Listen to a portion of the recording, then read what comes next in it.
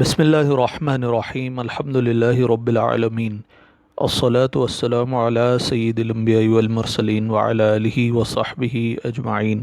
السلام علیکم ورحمۃ اللہ وبرکاتہ۔ اب کس کس کو زکوٰۃ ادا کر سکتے ہیں یہ لسٹ آپ دیکھ سکتے ہیں۔ اب اس کی تفصیل انشاءاللہ میں بیان کروں گا۔ فقیر کون ہوتا ہے؟ فقیر وہ شخص ہوتا ہے کہ جس کے پاس کچھ نہ ہو یا جو ہو وہ اس کے ضرورت کے آدھے سے بھی کم کو میسر آئے۔ مسکین وہ ہے جو اس کی آدھی، اس کے پاس مال جو ہے وہ اس کی آدھی ضروریات یا آدھے سے زیادہ ضروریات کو وہ مال اور وہ چیزیں پوری کریں، لیکن اس کی پوری ضروریات پوری نہ ہو، تو وہ شخص مسکین کہلائے گا۔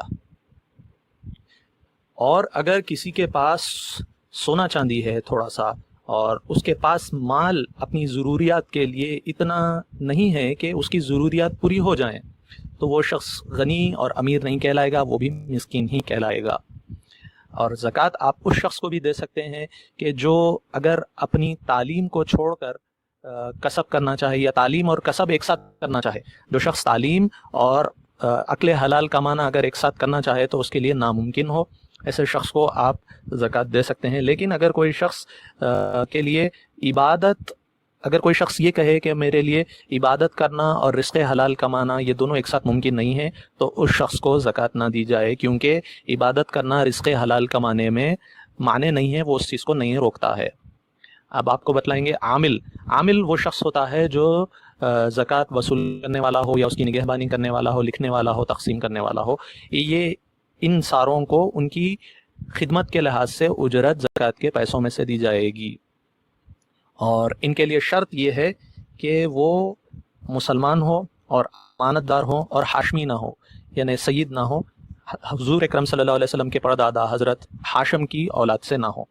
اگرچہ یہ عامل امیر ہو اور غلام ہو تو اس کو زکوٰۃ دی جا سکتی ہے۔ اب آپ کو بتلائیں گے مؤلفۃ القلوب، یہ ان کو بھی زکوٰۃ دی جا سکتی ہے۔ مؤلفۃ قلوب یہ کوئی قوم کے سردار ہو سکتے ہیں، چاہے وہ کفار کی قوم کے سردار ہوں اور ان کی مسلمان ہونے کی امید ہو، یا ان کے شر سے بچنے کے لیے زکوٰۃ دی جائے، یا ان کا ایمان قوی ہونے کی امید ہو، اگر آپ زکوٰۃ دیں تو ان کا ایمان قوی ہو جائے، یا اگر ان کو زکوٰۃ دیں تو ان کے برابر والا کوئی مسلمان ہو جائے، یا وہ شخص مسلمانوں کی طرفداری کرنے والا ہو، طرفداری کرتا ہو، یا وہ مسلمانوں کو دشمن سے بچاتا ہو، یعنی ایسے قسم کے لوگ مؤلفۃ القلوب کہلائیں گے، ان کو زکوٰۃ دی جائے گی۔ لیکن اگر آپ کو یہ امکان ہو کہ اگر ان کو زکوٰۃ دی جائے تو ان کا ہمارے طرف اسلام کی طرف رجحان نہیں ہوگا، تو ان کو زکوٰۃ نہیں دی جائے گی۔ ایسے لوگ مؤلفۃ القلوب کہلاتے ہیں۔ اب آگے آتا ہے مکاتب وہ غلام ہوتا ہے جس کو اس کا آقا یہ کہے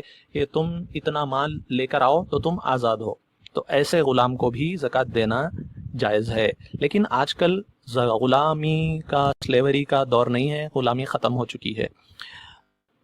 تو اگر کوئی شخص مسلمان ہے اور قید میں ہے، اسیر ہے، قیدی ہے، تو اس کے چھڑانے کے لیے بھی زکوٰۃ ادا کی جا سکتی ہے۔ اب قرضدار اور غازی، تو قرضدار وہ ایسا قرضدار جس نے مسلمانوں کی بھلائی کے لیے قرض لیا ہو، اور اگرچہ وہ پیسے والا ہو تو اس کو اس کی قرض کی ادائیگی کے لیے اس زکوٰۃ دی جا سکتی ہے۔ یا کوئی شخص ایسا ہے کہ اس نے کسی اپنے ضرورت کے لیے قرض لیا، پھر وہ غریب ہو گیا اور وہ زکوٰۃ ادا کرنے پر قدرت اس کو نہیں رہی، تو اس کی اس کی قرض کی ادائیگی کے لیے زکوٰۃ دی جا سکتی ہے۔ اور اگر کسی نے فعل حرام کے لیے، غلط کام کے لیے، گناہ کے لیے قرض لیا تھا، پھر توبہ کر لی، تو اس کو بھی زکوٰۃ دی جا سکتی ہے۔ اب یہ بتلا رہے ہیں کہ غازی جو جہاد کرنے والا ہے اس کو بھی زکوٰۃ دی جا سکتی ہے۔